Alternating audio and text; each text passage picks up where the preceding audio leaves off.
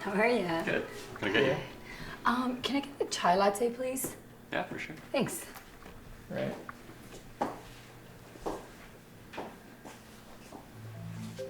Listen, I've got a client at 7 and I've still got to hit the gym, so I'm going to be a little bit late.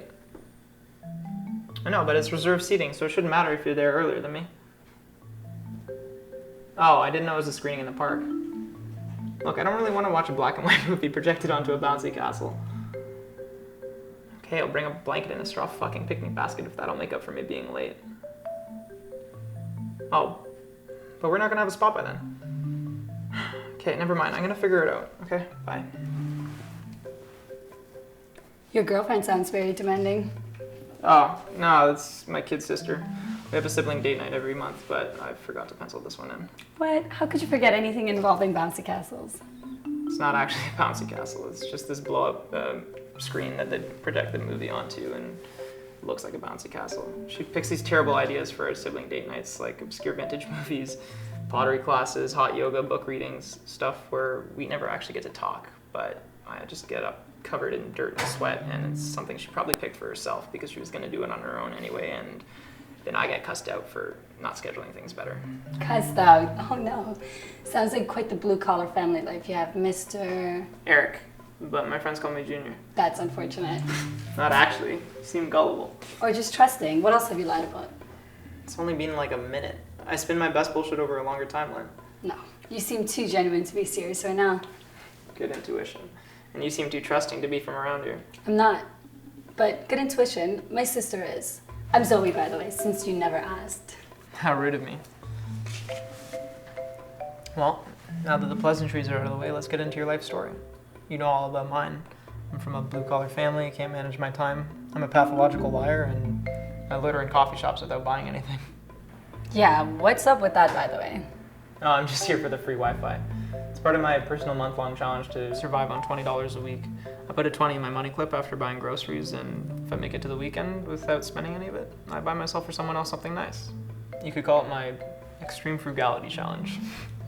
Sounds incredibly depressing. So let me guess, you're just as bad at managing your money as you're at managing your schedule? No, I do fine. I just like pushing things to their logical extreme. It's my way of going out into the wilderness without actually having to face the elements. I figure if I can trick my brain into believing I can survive without the basic luxuries, I can survive in any circumstances. Speaking of luxuries, there's a chai latte with my name on it. Be right back. Thanks, Zoe. No problem. Good Thanks. seeing you again. Keep the change.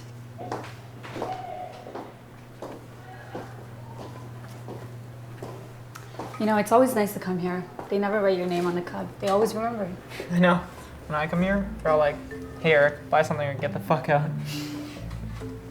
It's okay. My chai tea latte has sponsored your presence here. But in any case, I do have a little souvenir shopping to do, and I think you might be helpful, since you seem nice and you're a local who hangs out at all the cool spots. Now that is, if you don't mind me fitting you into my schedule. I don't want to remind you of your painful home life. Hey, don't joke. What if I actually did have a painful home life? I mean, I don't, but what if I did? Anyway, I had a meeting with a client, but he just texted me and canceled, so I do have a couple of hours. If you're from out of town, forget the souvenir shopping. Let's do something you can only do in Toronto. The Art Gallery of Ontario is free tonight. Let's go to that.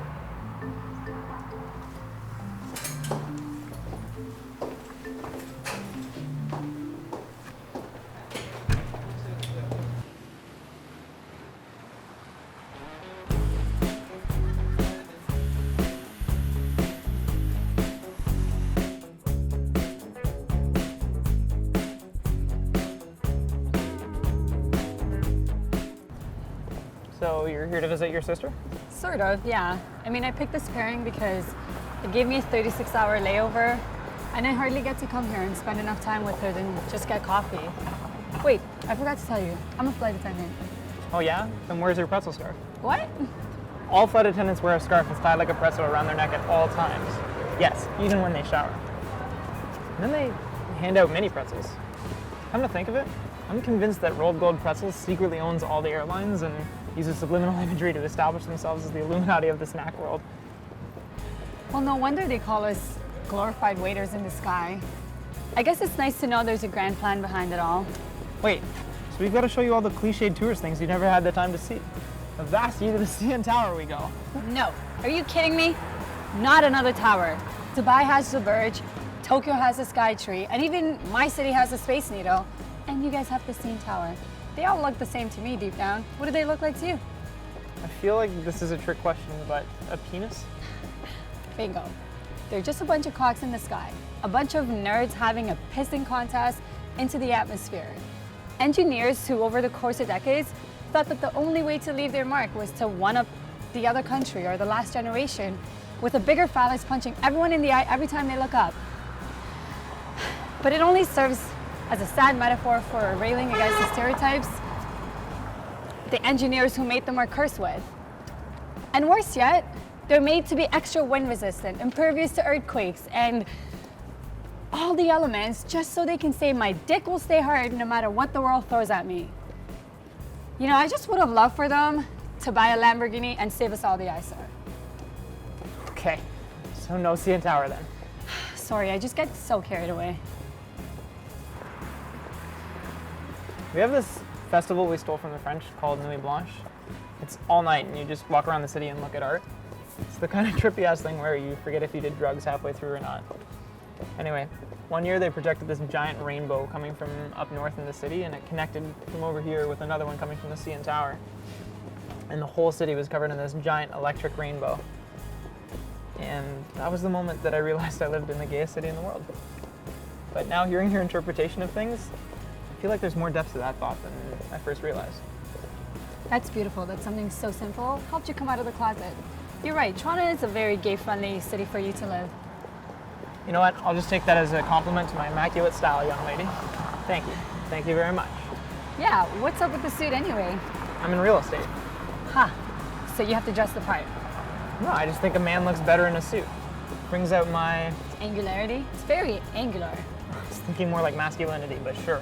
I'm a human protractor. Don't be so hard on yourself. You know what? What? You're crazy! That's what you get for accusing me of being boring. I have a complex about that. I have to be the opposite of anything anyone calls me. I'm the same way, except I do the opposite of whatever someone tells me to do. Then why'd you come across the street with me? Because you just did it, and you didn't say anything. Ooh, girl.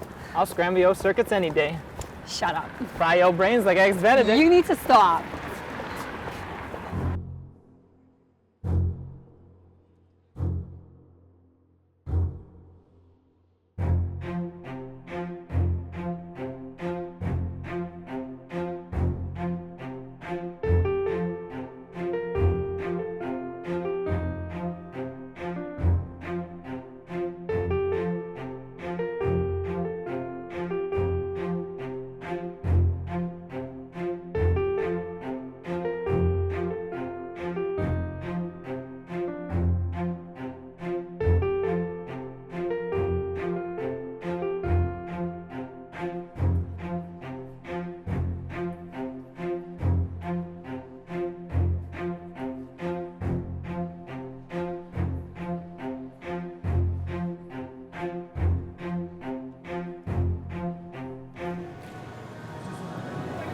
This is one of my favorite paintings in the entire gallery because it shows one of my favorite concepts.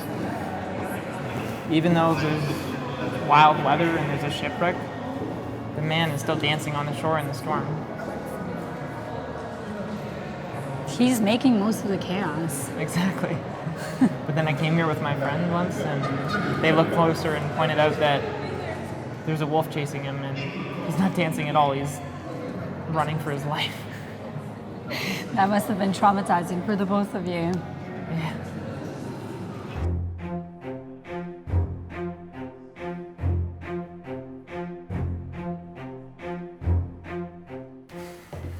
So, if you're only here for one night, you need a proper tour guide. I know how to read a guidebook, and I can charm any rickshaw driver into pulling me around for free in the city.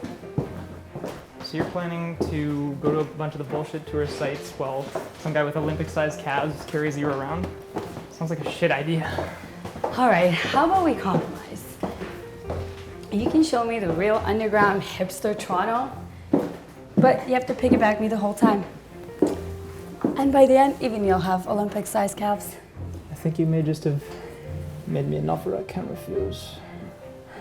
Win-win proposition is just something I can't turn down. Win-win? I feel like I'm reading a self-help book when I'm talking to you. Makes sense since I've read them all.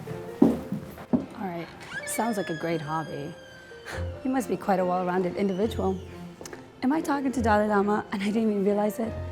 Should I be nervous and humbled all at once? You know, the stats meters were tipping the scales before, but now I think you've broken them. Sorry, bad habit. It's okay. Moderation in all things. It's more of a side business than it is a hobby. I'm just in real estate to keep my parents happy, so that they can get their 8 hours of sleep every night. Overbearing mother? Father, actually. And overbearing is probably less than politically correct.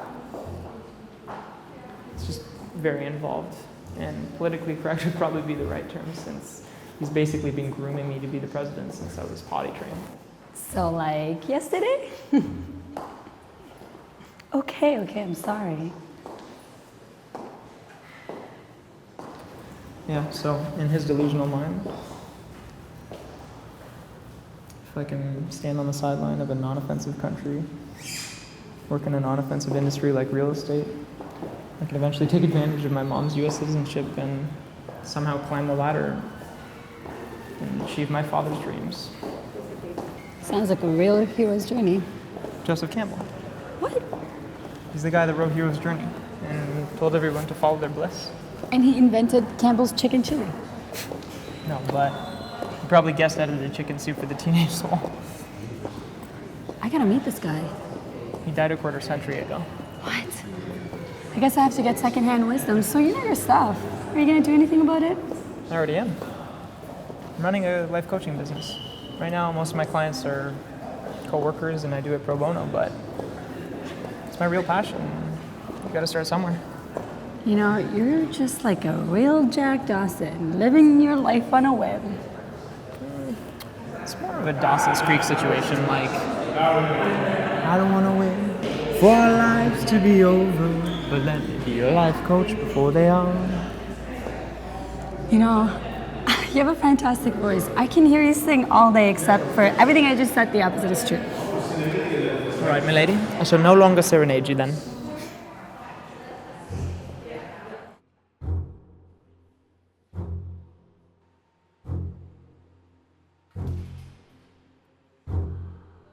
I've been to some world-class art galleries, and I didn't expect to be impressed by this. Like, MoMA in New York City is supposed to be the cream of the crop, and all I could focus was this stupid white painting by an artist called White on White. It was sold for millions of dollars, and it was just a white canvas painted white. I'm pretty sure I would just punch a hole through that and run away.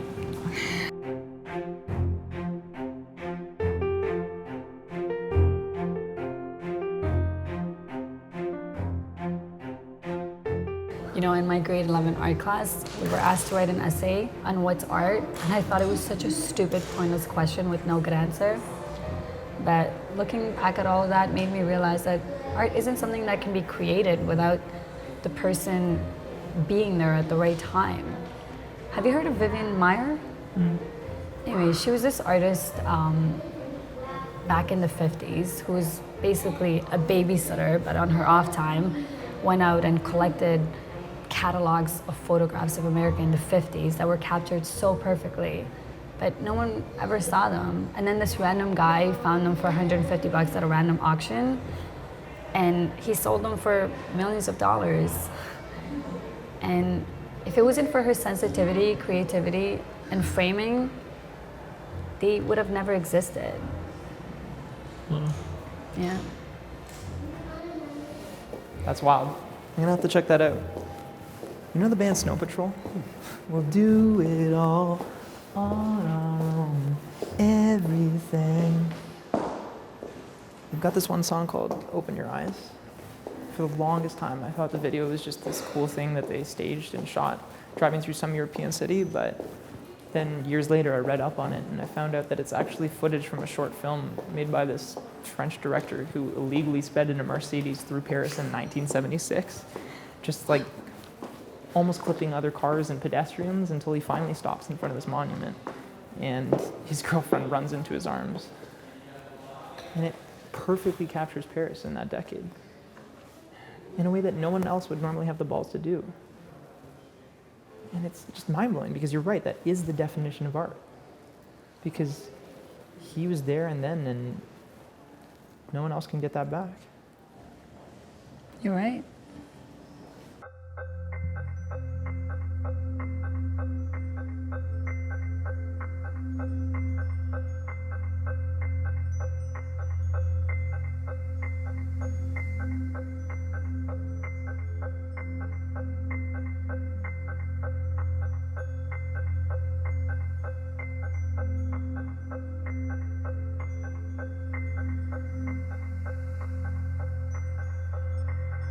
So it looks like we've left the tourist district. Where are you taking me next? Oh, we're just going to my buddy Eduardo's house to pick up some magic truffles. And then it won't matter where we go because everywhere will be beautiful. No, I'm just taking you to the University of Toronto campus. It's pretty much the most romantic, beautiful place in the entire city, and it happens to be nestled right in the middle of it. It's like a time portal into the 1800s. That's probably why I feel like I'm entering Hogwarts. If you want, I can put you into a shopping cart and push you into a wall. Or I could push my palm into your face. Nah, that's not okay. Relax, it was just a little love tap. Yeah, but a love tap turns into a smack, and a smack turns into a greatest hits montage of you becoming my Italian grandmother and beating me with a rolling iron. Greatest hits? Good pun. You're missing the point. The point is that some girls think it's just fine to smack a guy around because it's funny or because he was being a doofus or he said something sort of mean, but we're not allowed to fight back because we're somehow assumed to be stronger. Well, newsflash, we're pretty much the same frame, so it's just like starting a bitch fight that I'm not allowed to finish.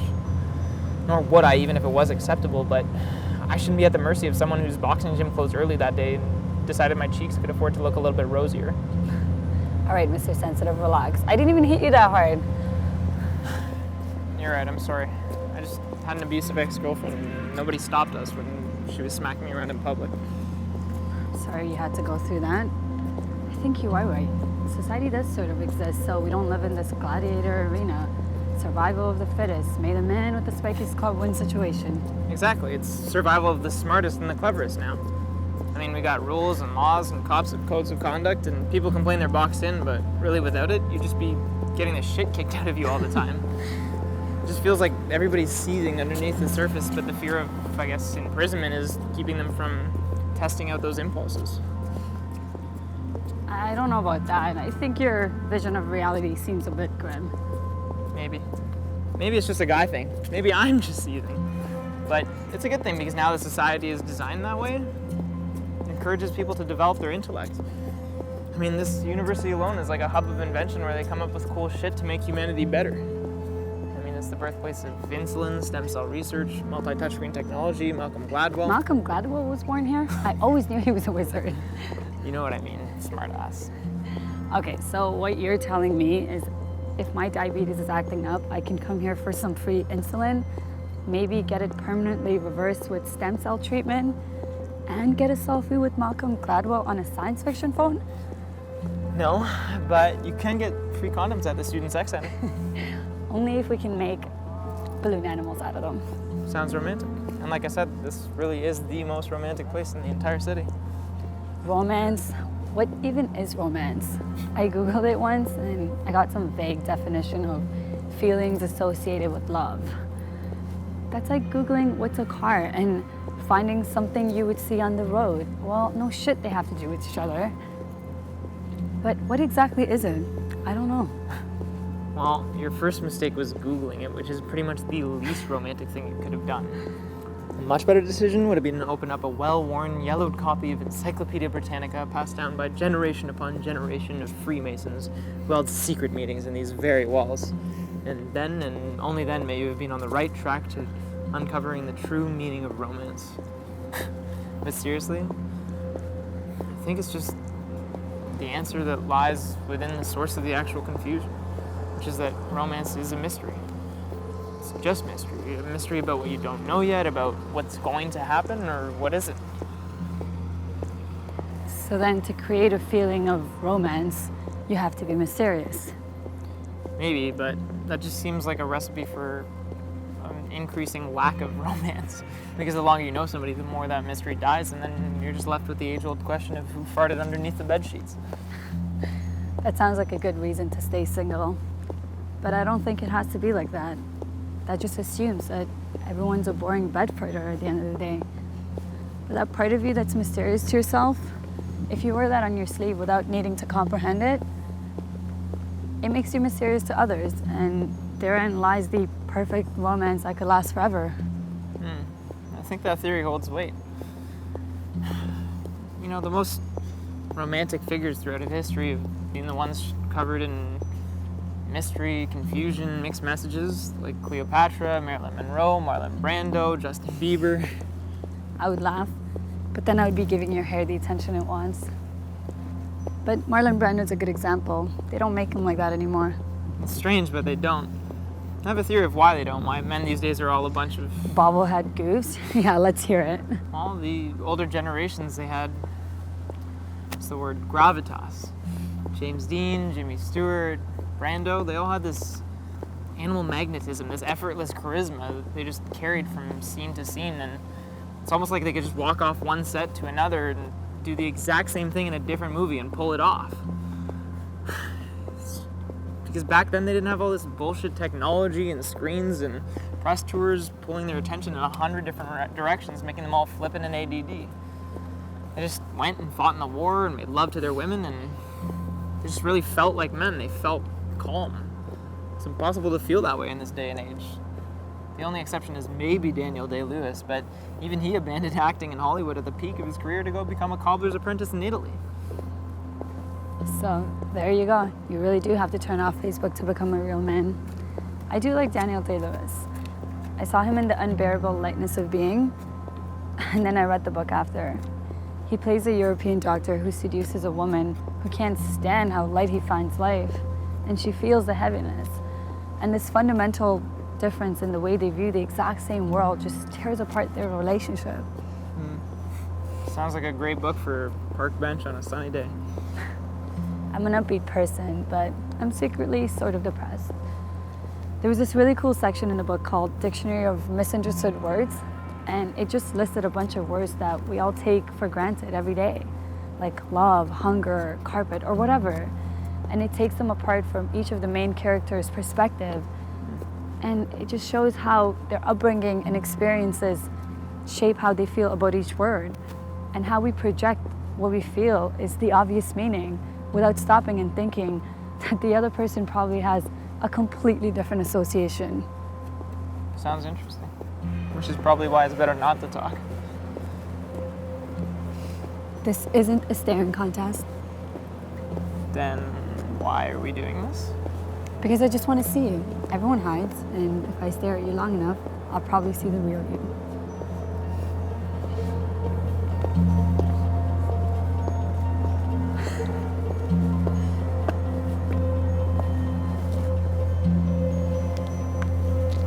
How am I doing? Pretty good. I felt the Brando in you ready to pounce. You're delusional. Hey, you admitted to seething on the inside all the time, and I can see it. So, Sir Gravitas the Seventh, what are you doing to put yourself in the ranks of legendary sex symbols? Well, I crunched the numbers on it, and I figured if I could live as closely to how people did back before the tech boom, I could screw my head back on straight. Nah, the truth is a little bit weirder. When I saw the movie The Hobbit, I was actually inspired to stop using technology for a while. I looked at those little hobbits and I thought to myself, look at them, they're so content just sitting around the campfire, telling ghost stories, fighting dragons, eating chicken drumsticks. I thought I want to be that jolly too. So as strange as it sounds, that's actually what inspired me to turn everything off for a while. I deactivated my Facebook, put my phone on silent. I even bought myself a vintage typewriter off of Kijiji. So why not just go all out and start writing in calligraphy by candlelight? I wish I'd thought of that. Wait, I saw you texting earlier.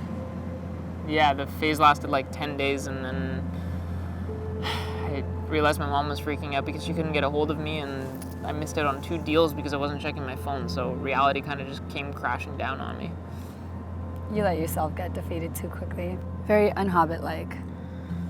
I don't know. I think it's because I never really committed. I always fantasized about renting out a room in one of the dorms on this campus and holding myself up inside of its mahogany walls, hammering away on my typewriter, only taking breaks to imbibe in whiskey, bangers and mash, and the occasional 19th century prostitute. Fun fact about 19th century prostitutes, they often got pubic lice, and so they had to shave their pubic hair. But the Johns back then found the shave look to be prepubescent, and so they started making pubic wigs out of beaver fur. Hence why people refer to vaginas as a beaver. That's astounding. You look like a beaver. And you look like the real life Quagmire. You know, we can't keep up this witty repartee forever. Eventually, if we're gonna keep hanging out, we're just gonna have to be real with each other. Okay, I'll slow down for you. Besides, we already had our moment. Remember the staring contest? I mean more than that. I feel like I have to actually know something about you to feel like I know you. Why does everything have to be so literal? I mean, haven't you ever just met someone and liked them and known you'll know them forever? Yeah, I guess. And how would knowing a bunch of trivial digits or details that you could read in a dossier change that feeling? People are so obsessed with facts. I mean, would it make it or break it for you if you found out my age, my ethnicity, how many brothers I have, how many times I've switched majors? It wouldn't hurt.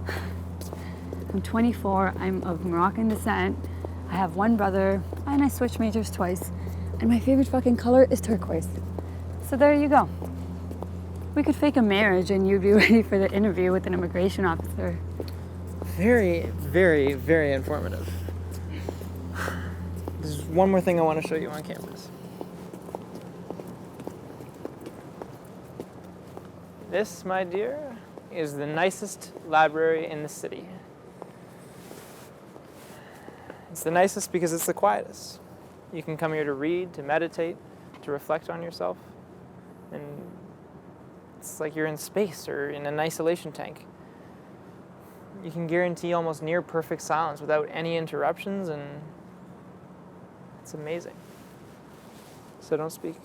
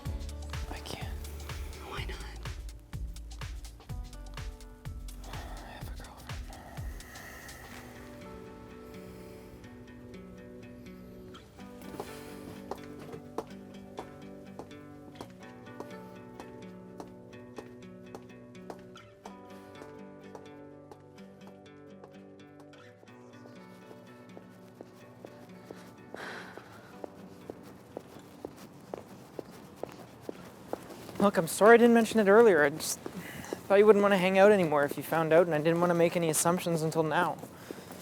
What's her name? What does it matter? You want to look her up on Facebook? I guess you're right. Doesn't really matter. Her name's Anna. I don't need to know, actually. I don't really care.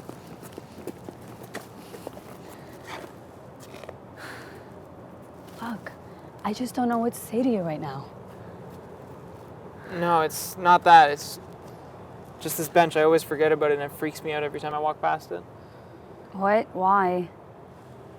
I came here one time in the middle of the night to sit down and relax, and I sat on that bench because it seemed peaceful. And a little bit of time passed, and then I had this weird feeling like something was watching me, and when I looked over there and saw the lantern, it seemed to flicker off, and when I looked away, it seemed to flicker back on out of the corner of my eye. But every time I looked directly at it, it flickered off again. And then this terrible, ominous feeling creeped up on me, like, just so weird, and I just got the fuck out of there. Maybe it was your mind playing tricks. That's what I thought too, but I was on my phone with my dad the next day, and when I told him what happened, he asked me exactly where it was when it did, and I said I was here, and he said, damn, that makes sense. Apparently there was these two stonemasons back in the day, Diablos and Reznikov. Diablos was this meek figure to Reznikov's huge Russian drunk hulk of a man, and they were both working on sculptures around these buildings, but they never really saw eye to eye. And Diablos convinced Reznikov's wife, or fiance rather, to escape Toronto and elope with him, but Reznikov found out and attacked him in the middle of the night. But Diablos outmaneuvered him and stabbed him to death, and his ghost is said to still haunt these buildings to this day. So your intuition was right. I guess. I mean, I never really believed in ghosts until it happened to me, and even when it did, I didn't know what was happening at the time. Oh, and there's these two university-run coffee shops on campus. One's called Diablos and the other one's called Reznikov, so it's like they're still battling it out for dominance from beyond the grave. But it's interesting that Diablos wins in the end, when he's the smart one who outwitted this animal of a man and used his intellect to come out on top. Maybe it's just a myth made up by the university so that their students can feel like they made a wise investment. Yeah, maybe. Hold on, my phone's been buzzing for the past, hour. Shit, it's my sister. I totally forgot about the movie. Do you want to go keep her company with me for a little bit? Yeah, fine.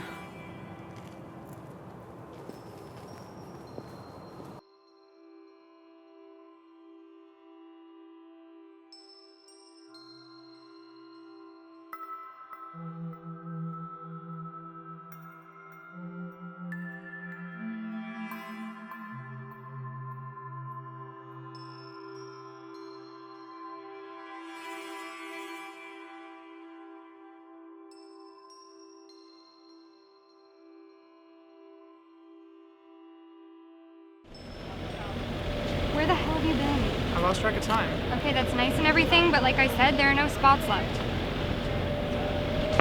have an idea. Come.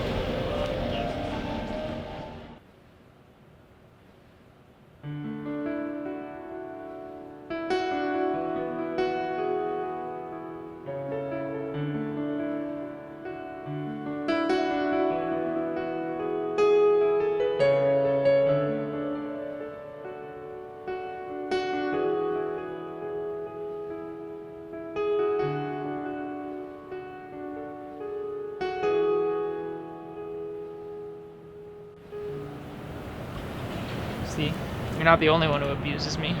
Oh, that's my right as your sibling. The movie's almost over. I mean, I know it's a Jane Austen film, but you could at least pretend to give a shit. That's fine. When I was a kid, I used to have super long nails, and I always scratched my brother with them when he annoyed me. I wish I had thought of that. I'm Christabel, by the way. I'm Zoe. Nice to meet you. Erich, your clients are so well put together. I mean, I thought you mainly coached people on the brink of ruin, but such style on this one. Nothing like what I imagined. Actually, I rescheduled my client. This is just a friend. And how does Anna feel about you having such attractive friends? You want me to leave you so you can be on the date with her? Pride and Prejudice, girls' night. Sounds good to me. Bounce, Biddy. I like this one. Look at you making new friends. Yeah, it's a wonder, right? I mean, was he always so straight-laced? You've known him since you guys were kids. Tell me something he would never admit. He used to talk to himself a lot. Sometimes when our parents were out and he thought he was home alone, but I was still in the basement, he would just ramble on like a mad scientist. But the second I would clear my throat, he would just start singing.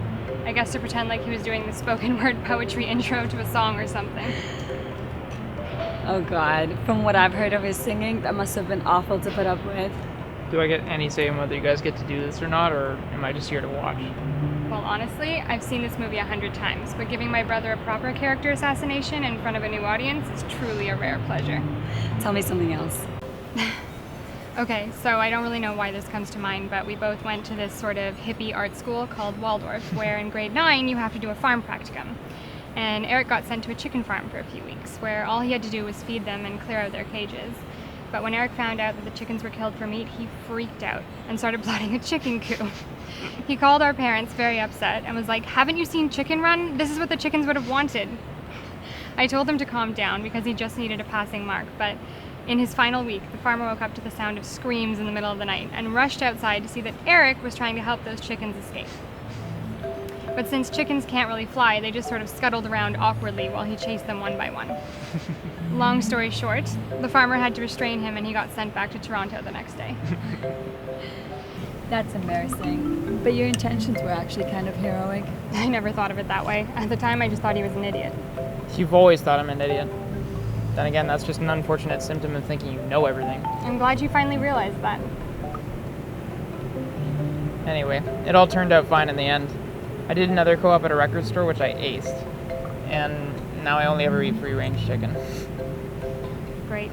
Now I'm hungry. You know what? The movie's over. I don't want to interfere with your night walks. We'll do this again when you've got your shit together, bro. I'm gonna get something to eat and head home. Zoe, it was lovely meeting you. Yeah, you too. Thanks for the stories. They actually kind of made me appreciate her more.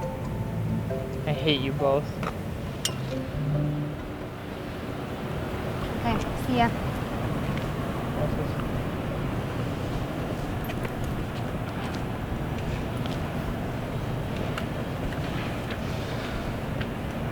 Hey, what about your sister? She texted me and she said she's asleep. It's okay. We already spent all morning and afternoon together. I think I'm just gonna kill the next couple hours exploring the city before I have to catch my bus. I'd be happy to keep showing you some new spots. Let's go. I don't wanna stay here anymore. Take me away anywhere.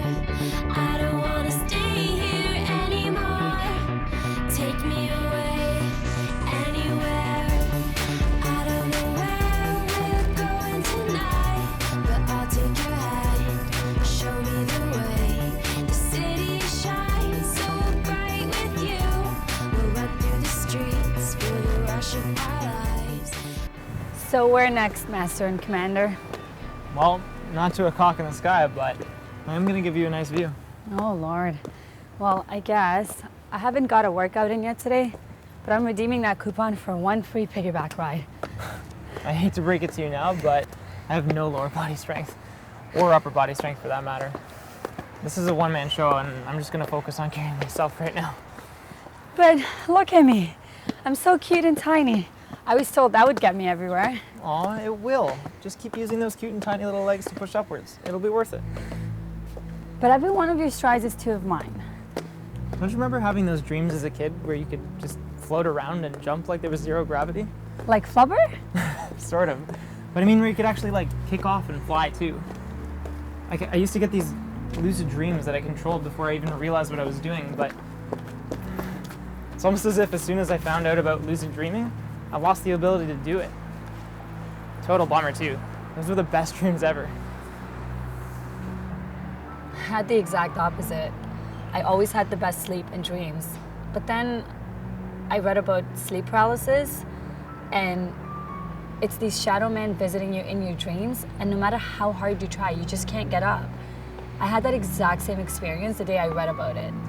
Wow, thanks for enlightening me. Now I'm sure I'm gonna be having that tonight. But maybe there's something to that idea, that you don't really have any problems until you realize that there are problems. In grade school, I was always this good creative writer. I'd pump out more short stories than anyone could ever even read. But then my middle school teacher was telling us how Hemingway used to get writer's block, and I was like, what's that? And And bam, all of a sudden I was sitting behind a blank screen with my fingers frozen.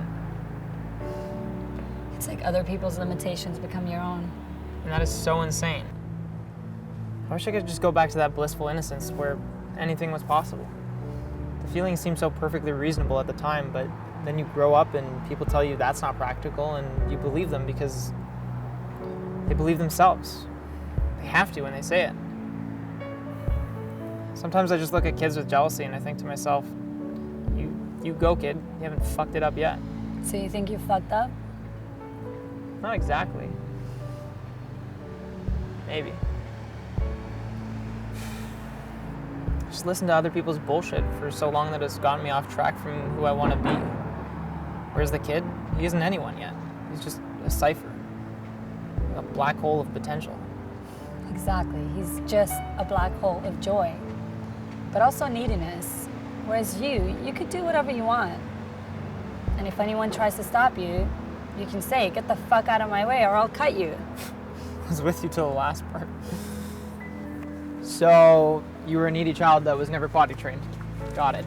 Do you have any good childhood memories? Well, there's one I always go back to. I was about 10 years old, sitting on the edge of the dock in my family's cottage. The sun was setting and I was staring across the lake, and I heard this faint percussion sound in the distance. And I don't know till this day if I was imagining it, but all I could see is a campfire in the trees, and I remember pretending to see native Indians dancing around it. And the sound just got louder and louder until I felt it vibrating in my entire body. And all of a sudden, I felt these hands reach under my shoulders, and next thing I knew, I was underwater. And when I came up, I was panicking, but all I could hear was laughter. And then I realized my brother had thrown me in the lake and jumped in right after me. Your brother's an inspiration to me. Yeah, to me too. He's the only family I have left. What do you mean? My mom passed away a few years ago, and my dad, I haven't seen him since I was 5. I'm sorry. It's fine. I've lived this way for long enough, but I'm past the point of needing sympathy. I don't need anyone anymore. The universe looks after me. But it's actually a great feeling. I feel free. I mean, I miss my mom every day, but overall, I'm happy. And your dad? My dad only came back to exploit my family, and he would leave when he got what he needed. So I have no interest in seeing him, ever. But how can you say you're this spiritual person who's connected to everyone in the universe when you can't even forgive one of the people who's responsible for putting you here? Just drop it. You don't know what it's like. Your dad took your hand and told you you're gonna be the president. My dad came and took my school tuition and probably spent it on drugs. You're right. I'm sorry. I'm holding you accountable because I think you're better than that. I think you're capable of letting it go. Maybe one day, but not today. Anyways, what do you remember from your childhood besides country clubs and wearing bow ties? We were definitely middle class. We had this ping pong table. I don't know where it came from. Me and my dad used to play on it every day for years, but one day it was just gone. I remember going to him crying, like, where's the ping pong table? And he just said that he gave it away to some children's charity because they needed it more than us. And I pretended to understand when he said it's important to be selfless sometimes in life, but secretly, all I could think of was finding the halfway house that I got sent to and fighting all the foster children and stealing it back. You must have been the child version of Forrest Gump to be so dedicated. You know, it's funny. I actually find Forrest Gump ridiculously inspiring. I know he's a character, but I think there's a good reason that he's such a popular one. And I think it's because he floats through life like an idiot and just has all these world-class experiences. just lives a storybook life. Nobody really stops him because nobody sees him as a threat, they just see him as an idiot. But everybody also sees a little bit of themselves in him. You know, I actually took up running one time because I thought if Forrest Gump could run for so many days in a row, I could at least run for a few hours in one go. But after about 40 minutes, I got 5 cramps simultaneously and just collapsed on the side of the highway. Shit happens, man. What did I say about the man thing? Look, I would be lying if I said I wasn't extremely attracted to you. But there's nothing we can do about that now. I guess not. It's just that me and Anna had been together for so long that it feels like she just takes me for granted now. I guess it's because she sees all of her other friends who have been together forever too, and how whipped the guys are, and how they'll never leave. But I'm not just some dog on a leash that she can just pull around. I take care of myself. And yes, part of me loves her and always will, but sometimes it just blows my mind how she thinks she can treat me. I read this interview about this old couple once who've been together for like 60 years. And the journalist asked them what the secret to staying together was. And the woman replied, she said, we never really take each other for granted. We always feel like we have to work for each other or we'll lose the other person. And most people would tell you that's unhealthy, but I think that's it. I think there has to be a healthy sense of, if I want to keep this person in my life, I'm gonna have to earn them. Assuming they're not just some piece of shit. Lay your hair down and cry with the rain. Admit you were running in the oncoming traffic lane. There was once a day when we did not care. We'd embrace the passersby that would shake their heads and stare. And you've never actually thought of leaving? A couple of years ago, we decided to take a break or whatever, but my friends got me all pumped up to go out and be with a different girl for the first time, and surprisingly, this girl from the street festival we went to started hanging off my arm and told me to get in a taxi with her. You shouldn't be so surprised. You're a handsome man. Well, I was feeling that way, but she just kept drinking from this flask she had in a purse in the taxi, and she was so hammered when we got back to her place that she just kind of went to the bathroom and slammed the door. And she puked for like 10 minutes straight, and then it was quiet for too long, so I went and checked her out, and she was passed out beside the toilet bowl with her pants halfway down her legs, and realized that she'd shit herself. That's terrible. Yeah. So I wiped it up off the floor and off her ass and tucked her right into bed, but just went straight home mortified. And I guess word must have got out of what my friends had thought had happened, because Anna must have heard, and she called me asking to take me back the next day. She only knew the truth. What, that I had to wipe some drunk girl's ass? I think I'll just live with the facade that my hall pass paid off. At least the choice was made for you at an early age. Some people are stuck in this constant state of romantic indecision because there's always another person around the corner, another party, another upgrade. I used to think my friends are chronically single because they're crazy or insecure, but now I realize they just can't settle for someone who's good enough. But good enough shouldn't be enough. I mean, Anna's good enough, but I'm always trying to improve, and it just feels like she's kind of satisfied with the same routine every week and the same bullshit every weekend. You know, every terrible thing you say about her just makes me wonder why we can't explore what's going on here. What's going on here? You're really gonna play that card? All right, I know what you mean, but I have a set of principles that I want to live by, and I made a promise to Anna that I'd be with her 10 years ago, so I can't just break that on a whim. That is a testament of your character. Did I pass? You said a testament, not a test. But yes, B+. Mr. Character, Mr. Principles, Mr. Ever Improving. Why are you working in real estate when you could be preaching where you practice? Well, my parents cut me off a long time ago, so I have to pay the bill for the condo somehow. You know, as much as I'd love to jump on stage and start taking over the world like Tony Robbins 2.0, these things take time. Tony Robbins? Isn't that the guy who hypnotizes Jack Black to love fat women in Shallow Hall? Yeah, but he's actually the most famous self-help guy in the entire world. He's a giant, almost 7 feet tall, because he had this tumor in his brain that made him produce a constant supply of human growth hormone. And now he just storms around conference centers for weekends at a time while he shoves people's dreams down their throats. In a good way. I think you should start injecting human growth hormone because you look overdue for your growth spurt. Thanks, but I'm not the only one who's vertically challenged over here. But do those people even want it? I mean, I do believe in seeing the best in everyone, but isn't it just a bunch of people paying to feel good about themselves for a weekend to pump themselves up? I mean, it depends on how you do it.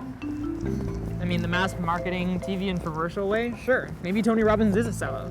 I mean, he's not my role model. The way I want to do it is one-on-one, maybe in small groups. Take the time to listen, to really connect and make real change. Listening is probably the most important thing for that.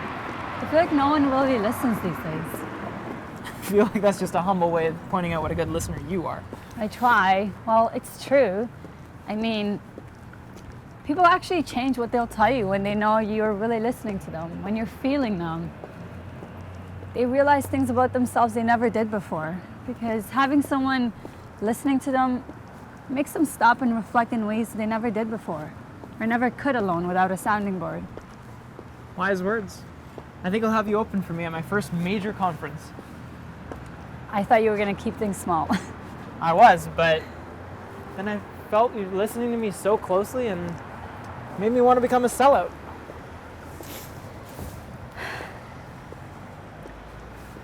I'll come to wherever you are to hear whatever you have to say, but I don't think I'll be able to take you very seriously. I think everyone's perfect in their own way, and if they need to grow, they will in their own time. Oh, now we're getting into things. You see, the whole letting go of control of things because you can't control anything anyways thing never really vibed with me. I mean, if you look at all the most accomplished people throughout history, they almost always developed a plan and followed through on it. And did everything that they could to control their lives. But most of those people were assholes, probably sociopaths. I mean, I'll put my money on it that none of them really enjoyed any of their success. They were just caught up in their next grand scheme. So what kind of success is that? Maybe you're right, but you can't just label somebody an asshole. Just because the media told you that Steve Jobs was a prick and Napoleon was a psychopath doesn't mean that somebody didn't love them with their entire heart. I mean, everybody has 100 sides to them. So what you're telling me is that you're a sociopath. No, I'm not. I couldn't be. I'm being too nice to you, and I've actually enjoyed spending time with you. Sociopaths only smile when they're being abusive, and they only experience joy when they're controlling somebody. You're probably one of those people who think your personality can be figured out in a 10-minute online test. Well, it can. The joys of the internet. That's a load of bullshit. Okay, so it told me once I was an introvert, but if I had listened to it, I would have never pushed myself to become so social. I would have never met the amazing friends I have. And I wouldn't be traveling and getting paid for it. So what's that like anyways? I mean, all my friends who are flight attendants just post a different picture of them in a different country in front of a different landmark every couple of days. And I think to myself, damn, you must not have actually taken the time to enjoy it. Oh, don't be jealous. I'll take you with me. No, you are right. It is kind of like that. We land, and if our layover is long enough, we get a hotel, change into our sandals, and sprint down to the beach, take a photo to post on Facebook. Mainly to make people cry. Evil. But the job itself must be annoying. I mean, all I can think about when I think about flight attendants is them being in the way with a coffee cart when I'm trying to get to the bathroom. It is annoying. I mean, I'm trained like a damn Navy SEAL for months on end, but no one ever sees it like that. They just see my uniform and my pearly whites. And your pretzel scarf. I don't think they look past the actual pretzels. I know how to use a defibrillator if someone's having a heart attack. I'm trained in basic firefighting. I can spot terrorists and collaborator cells. I can restrain unruly passengers. I'm basically like fucking Wonder Woman. And the only time I ever get a little respect is if there's brutal turbulence and everyone looks at me like I'm their mother. Like, Zoe, is everything gonna be okay? And your resting bitch face saves the day. Pretty much. All right, enough quaint settings for you, my little lady. I'm gonna show you the grungiest place in the city now. Okay.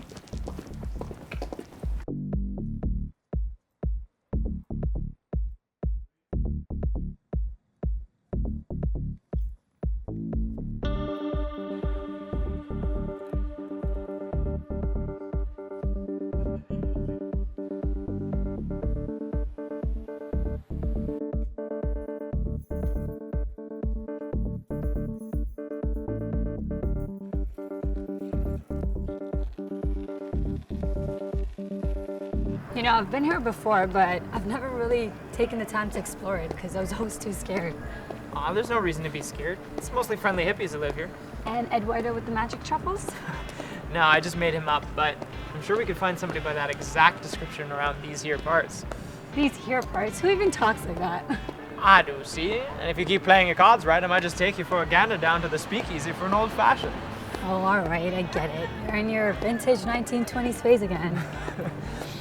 Actually, nobody ever talked like that back then. It was just this weird blend of American and British English that famous actors learned because they thought it would make them sound more sophisticated. But since everybody references old movies for their sense of history, I just think that that's how people talk. But if it was, everybody's grandpa would talk like that. Thanks for bursting my bubble. Yeah, sorry. You know, when I was a kid, I always thought that everybody in their 20s and older were smart and had it together. Probably because they just naturally condescend to you when you're young, but I thought it was this linear thing, like the older you got, the smarter and better you got too, but it usually doesn't turn out that way. No, it doesn't. If anything, a lot of people become more pathetic and deluded. They have to hold on to something, like cling on to an idea of them being old and wise because they have nothing else. But that doesn't line up with who they've become, so they just seem. Full of shit, right? Yeah. Yeah, I had this pen pal in high school where we just wrote each other back and forth. I messaged her on Facebook randomly. She was in her 40s and worked at a bank, and there was this one thing I clearly remember her saying to me, which was that, Eric, everything you say about high school reminds me exactly of what it's like to become an office worker. It's full of petty personal politics and office drama. High school never ends. And yeah, I guess we just both had that same sad epiphany at the same time. That everyone's stuck in arrested development. Exactly. It's just like some people live as an example to say, keep messing up and you'll end up just like me, without actually saying it. That's bleak, Eric. A little solipsistic for my tastes. I'm not exactly jumping for joy thinking about all the amazing individuals in Toronto. It's a cold city. I mean, the other Canadians call us the screw-faced capital of Canada. People give you the energy you put out there. And if you're gonna buy into those stereotypes, then you're not gonna give anyone any chance to prove you wrong. Every time I visit here, people are so friendly to me. It's probably just because you're an adorable little pixie bundle of joy. Guilty as charged, but I have my own insecurities too. Like what? I'm scared people are gonna look past my makeup, my hair, my style, you know, the whole image. And they'll see who I am and how simple it is. And they'll tell me it's not good enough. So it's easier to just hide behind all of this, and I get rewarded for looking good, so why wouldn't I? Maybe, but it's a matter of taste. I mean, personally, I think a girl looks most attractive when she's as close to her natural state as possible. No makeup, no stuff in her hair, just naked. I mean, I think that it's the most sensual, the most feminine a woman can be. I don't think you've seen most girls without makeup. I guess I'll hedge my bets then. You're the authority. So what are you insecure about? I'm a life coach. I have no insecurities. Seriously, you dick? I just opened myself up. Give me something here. Okay, I guess there's this one thing that I'm constantly paranoid about. You know when you see a person who's like somebody that talks to a lot of people, like a promoter or a barista or a waitress, and they seem to get along with everybody and they have this awesome fun time with everybody that they talk to?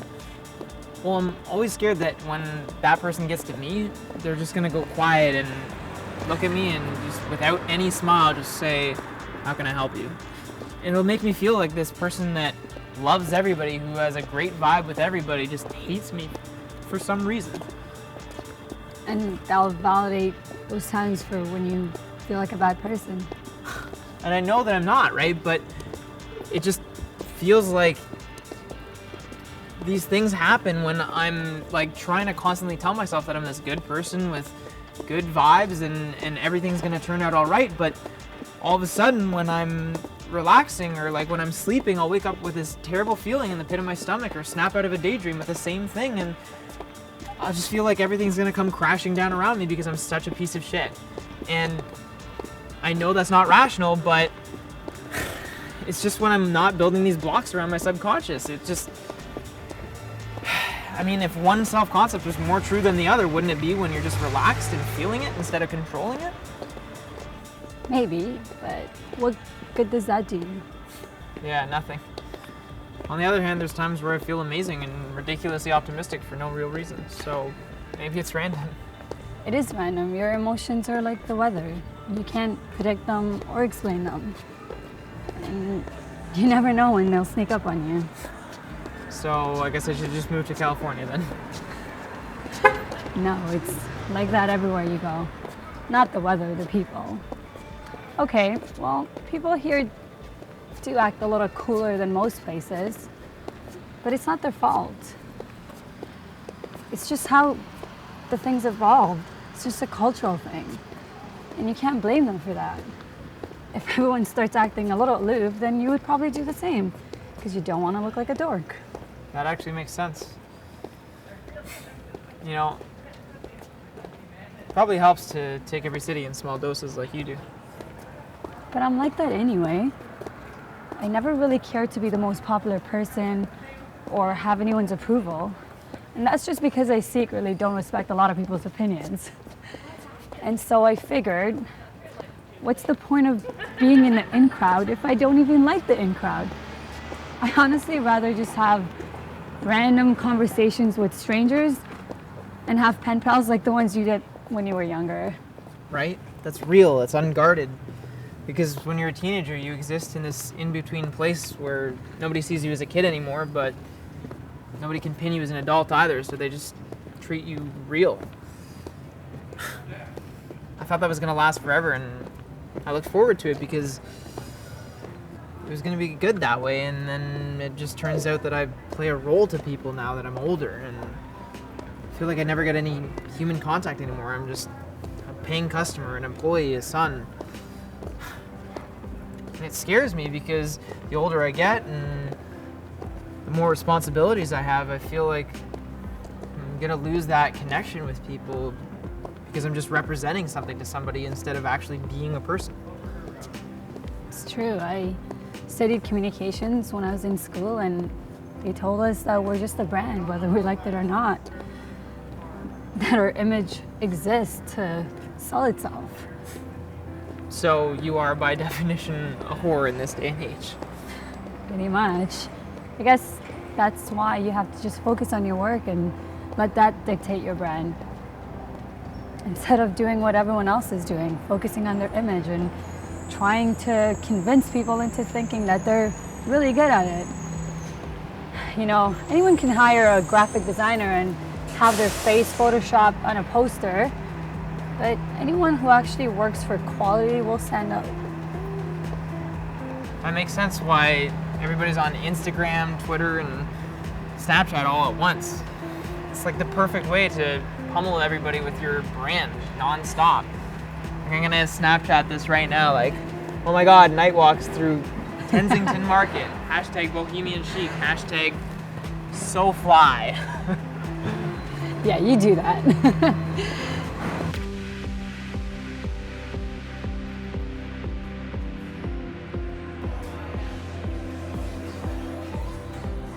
Sometimes I see people walking down the street staring at their phones, bumping into each other. Like, they just look like a bunch of sperm swimming upstream and crashing. Like a human pinball machine. Yeah, I think most of the reason that people do that is to avoid all the charity street vendors that we have in the city. I mean, even if you cross the street, it's like they're posted up in perfect formation on the other side.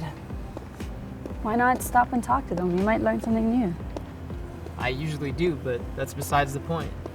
The point is that they're creating this negative emotional association with their business by doing that.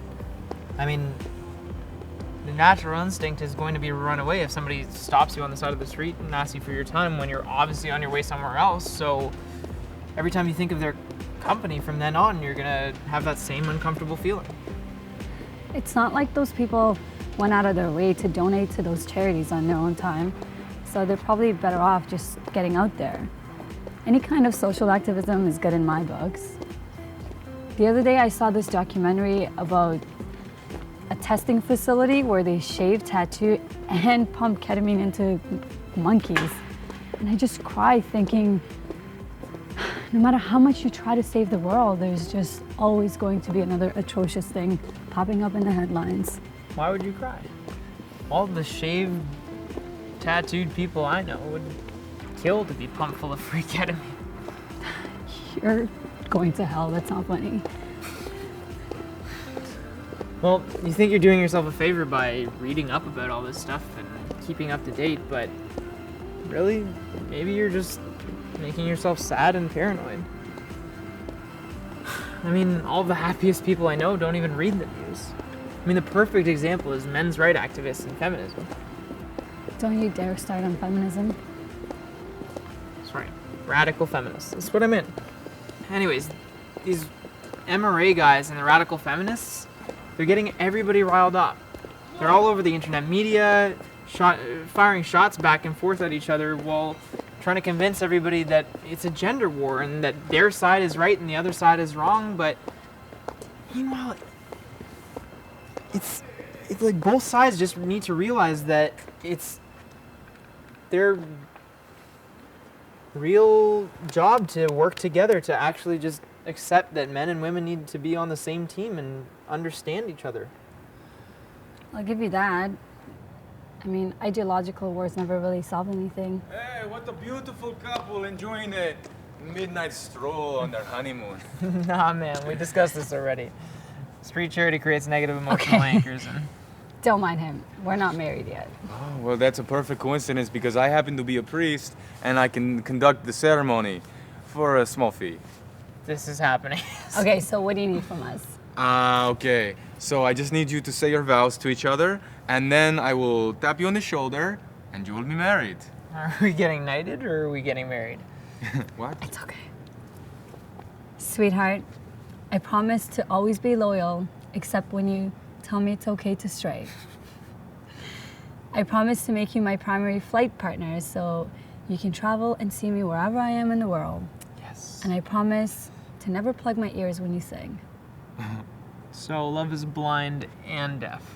Got it. I promise to always give you piggyback rides as long as you stay at your current weight. I promise to always defend my Lady Fair's honor whenever it's called into question. And I promise to block all of your bitch slaps with the steel-jawed gravitas of James Dean. Oh, that's pretty good. Okay, you may now kiss your bitch. Hey, watch it, man. I'm sorry, bride. See, I'm already defending my Lady Fair's honor. Okay, with moves like that, you're off to a great start. Okay, that'll be $50, please. $50, man. We're newlyweds. Money's tight. Here's 5. Oh, cinco. Cute girl hiding in the palm of her hand. Cute girls hiding her face and I don't understand. Think fast, what's the color of the sky? I was looking, I don't even know the color of her eyes. But wait, could it be her head is changing direction? Never mind, she's just looking for reception. Look up and see, look up and feel. There may be something real or it may be no big deal.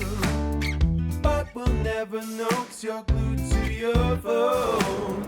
Are you sure this is a good idea, taking me to your place? what if Anna decides to swing by? How are you gonna explain that to her? She won't. It's the middle of the night, and I just want to show you the view before you leave. All right, but I can't stay for too long. My bus is in an hour.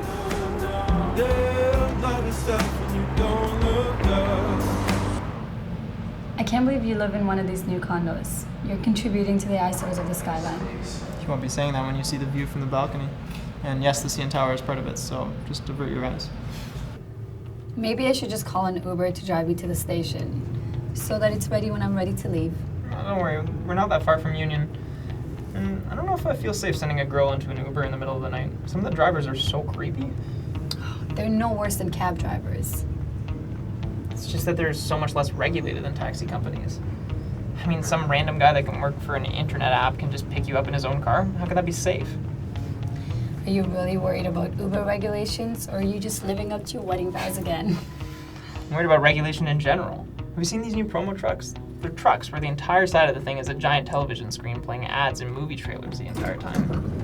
They're so bright and blinding that I almost crashed my car the other day trying to see if they replaced Tom Cruise in the new Mission Impossible movie. It feels like every inch of our city is up for sale and anybody can make up any job or app they want. And the government's just too busy trying to appease everybody to stop it from getting out of control.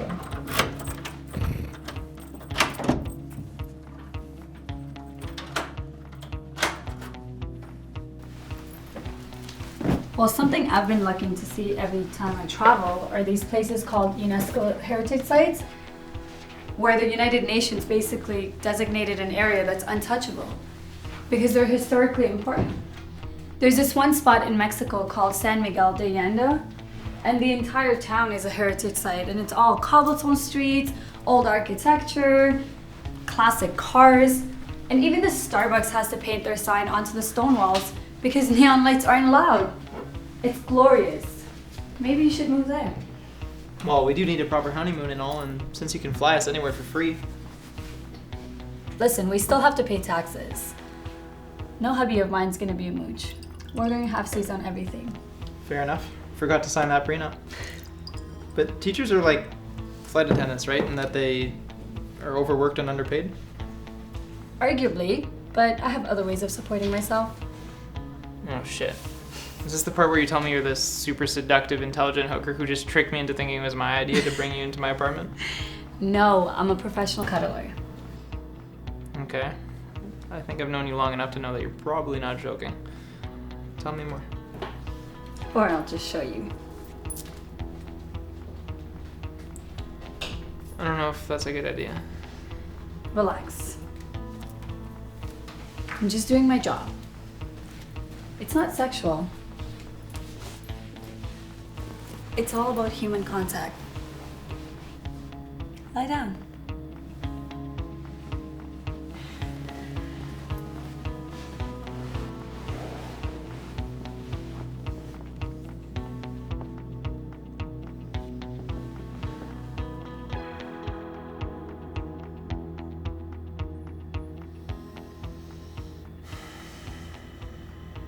So I guess the clock is running. How much do you charge? Shh. It's free for you. You'd be surprised.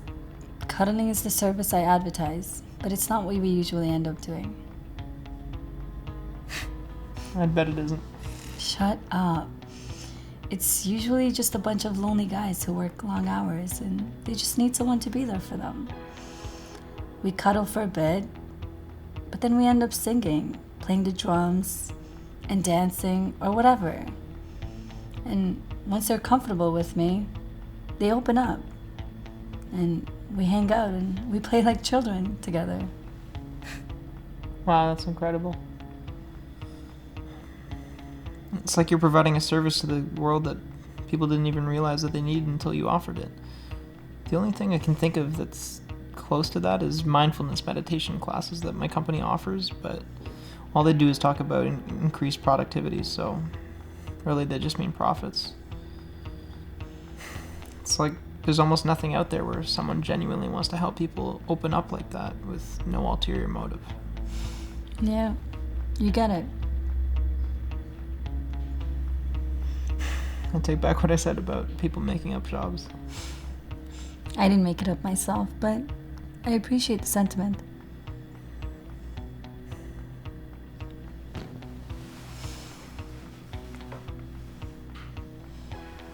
This is nice.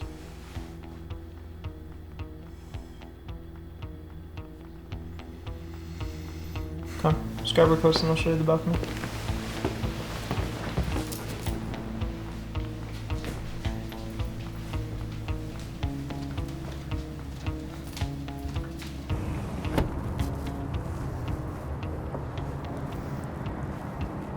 Everything the light touches will be yours one day, Simba. But see that dark place over there? That's Scarborough. You should never go there. So you took me all the way up here to see a close-up view of the CN Tower and a couple of sports stadiums? Magnificent, isn't it? And what, you don't like sports now? No, I could do without them. Sports to me are like what the outdoors are for you. It's just a bunch of men trying to subtly prove their sexual prowess. What? What do you mean? Well, it's obvious, like they're playing with their sticks and their balls, trying to outwit other men so they can stick it in the smallest holes, while using their speed, agility, sensitivity, and full body thrusting motions so they can satisfy their fans. They're just a bunch of peacocks on parade. Okay, I'm sorry I can't consummate our wedding, but enough with the sexual metaphors. And I can understand that you don't like hockey because you're not a Canadian, but not even basketball? Oh, I can get on the LeBron bandwagon. I would give that man a tour of places the sun don't shine. LeBron is so overrated. I mean, just because everybody wants a hero and there's no player equivalent to MJ anymore, they just jump on LeBron. What? The last time I checked, LeBron almost won the championship for Cleveland, single-handedly. There were 5 men defending 1, and he still managed to score. That's what I mean. He almost won it. He's a one-man show. I mean, Michael Jordan maybe wasn't even statistically as good as LeBron sometimes, but he has more championships. That's because he's a true leader.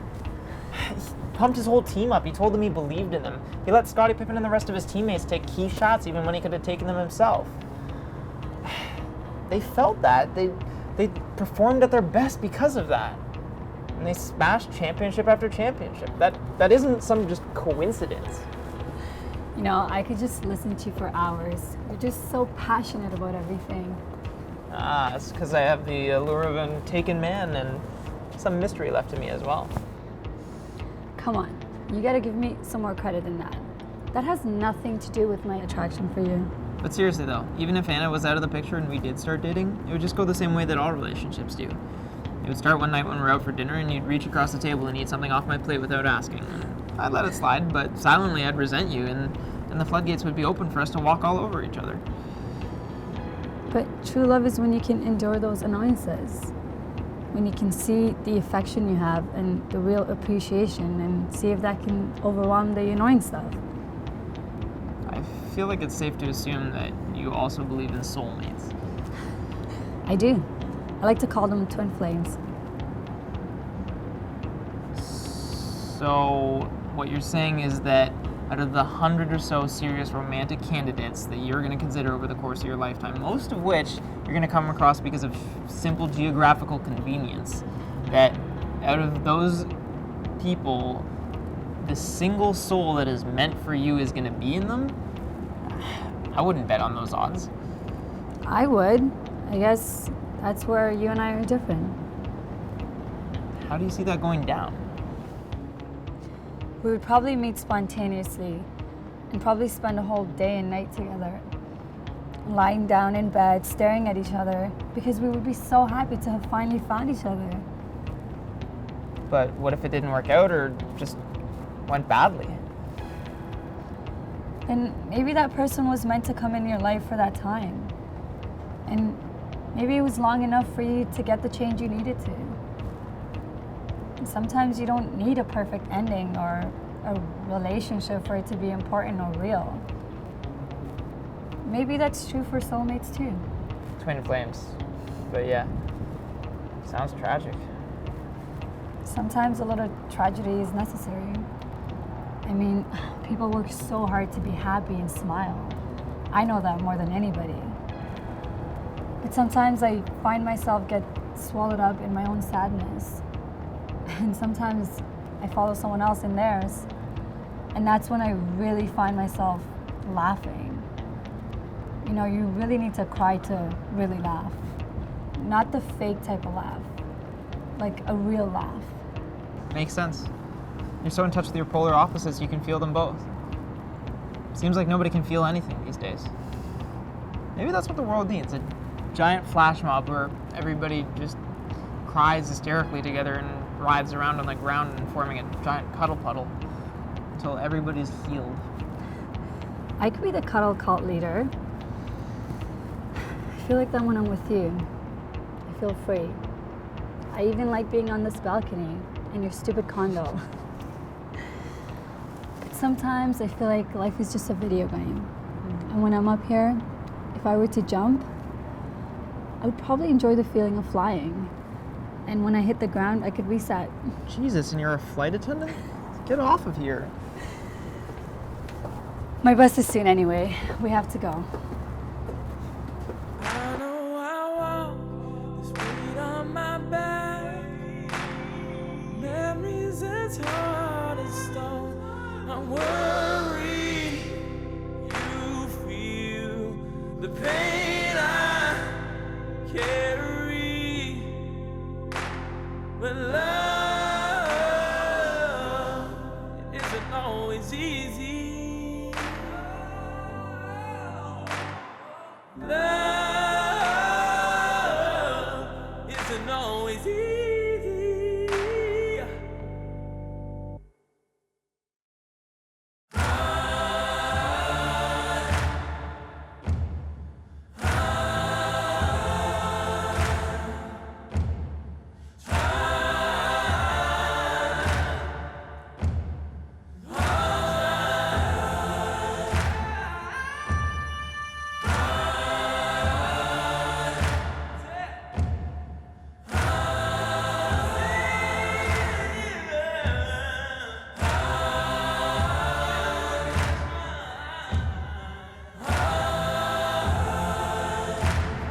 There's actually people out. What time is it? I'm not sure.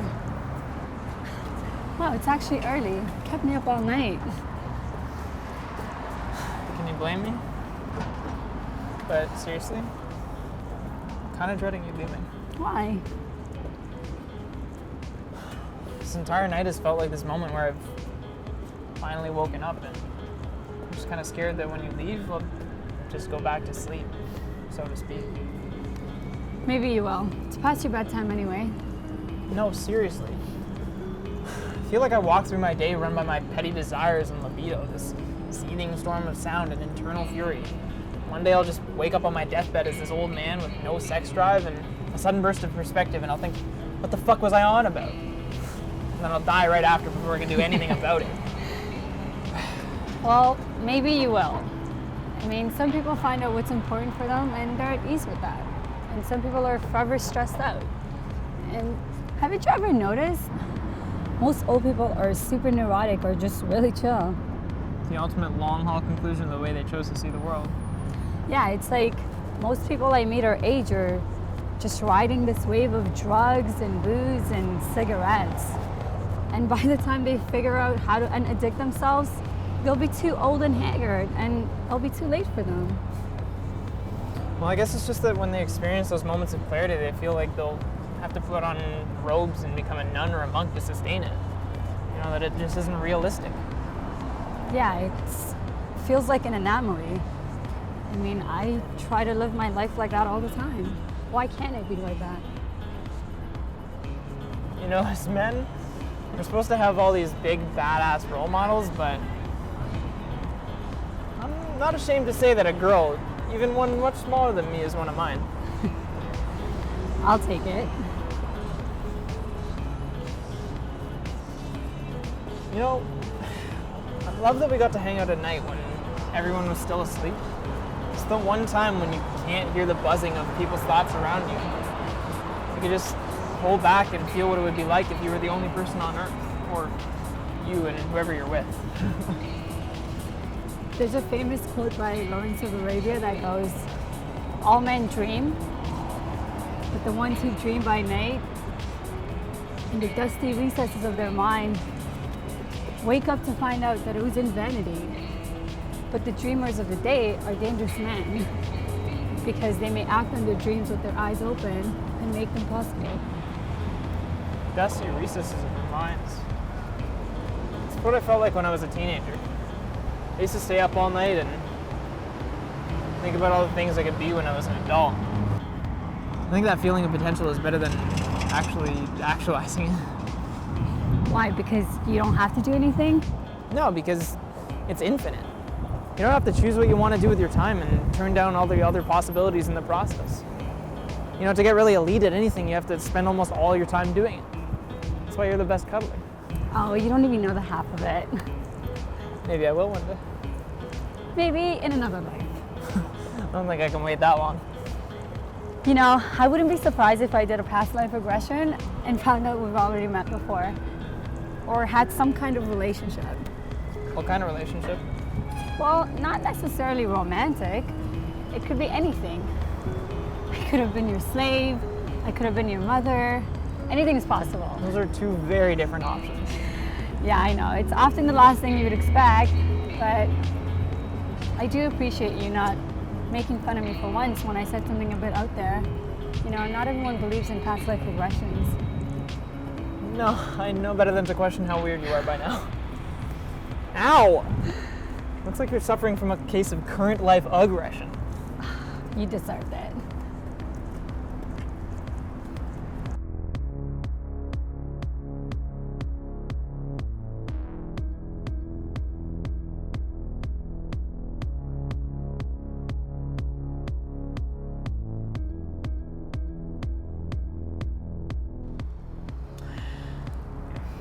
So this is it, see? The end of the line.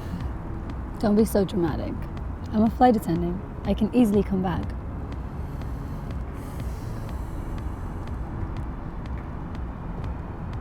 Just don't even know what to say. That's a first. Just in times like these, I feel like I'm gonna put my foot in my mouth. Don't. Just promise me you'll come see me when you can. In Seattle? Anywhere I happen to be in the world.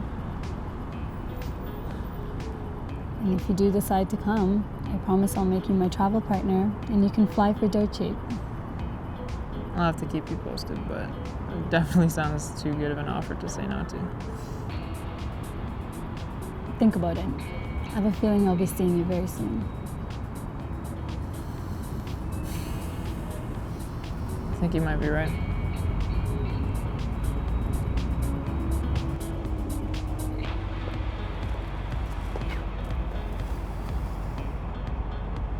This is it. This is my bus. Just gonna go to my sister's place, grab a few things, and I'm off to the airport. Where do you fly to next? London, Paris, Ibiza, and New York. Just kidding. That's just a techno song. I actually don't know where I'm going next. I kind of just show up when I'm supposed to. I don't really like knowing where I'm going next or what's gonna happen.